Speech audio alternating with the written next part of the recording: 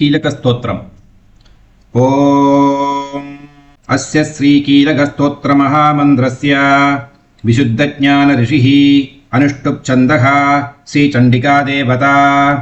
क्लां बीजं क्लीं शक्तिः क्लूं कीलकं श्रीचण्डिकाप्रसादसिद्ध्यर्थे जपे विनियोगः। क्लां इत्यादि षडङ्गन्यासः। ध्यानं शोणप्रभं सोमकलावदंसं पाणिस्फुरत्पञ्चशरेक्षुचापं प्राणप्रियं नौमि पिनाकपाणेः कोणत्रयस्थं कुलदैवतं नमः। ऋषिरुवाच विशुद्धज्ञानदेहाय त्रिवेदी दिव्यचक्षुषे श्रेयः प्राप्तिनिमित्ताय नमः सोमार्धधारिणे।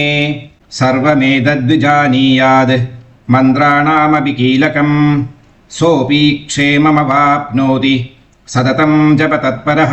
सिद्ध्यन्त्युच्चाटनादीनि वस्तूनि सकलान्यपि एतेन स्तुवतां देवी स्तोत्रमात्रेण सिद्ध्यति। न मन्त्रो नौषधं तत्र न किञ्चिदपि विद्यते विना जाप्येन सिद्ध्येत सर्वमुच्चाटनादिकं।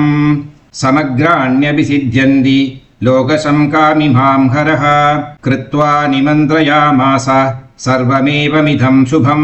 स्तोत्रं वै चण्डिकायास्तु तच्च गुह्यं चकारसः समाप्तिर्न च पुण्यस्य तां यथा वह्नियन्त्रणां सोऽपि क्षेममवाप्नोति सर्वमेव न संशयः।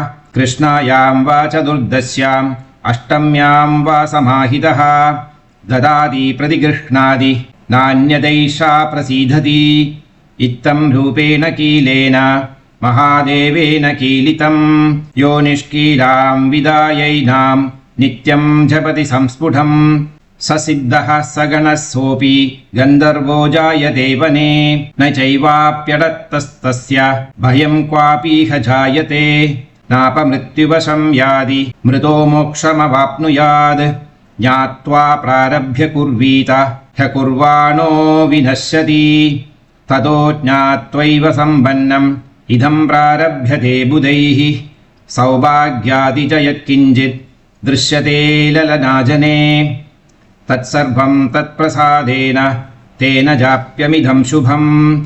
शनैस्तु जप्यमानेऽस्मिन् स्तोत्रे सम्पत्तिरुच्चकैः भवत्येव समग्रापि तदप्रारभ्यमेव तत्। ऐश्वर्यं यत्प्रसादेन सौभाग्यारोग्यसम्पदः शत्रुहानिः परो मोक्षः स्तूयते सा न किं जनैः।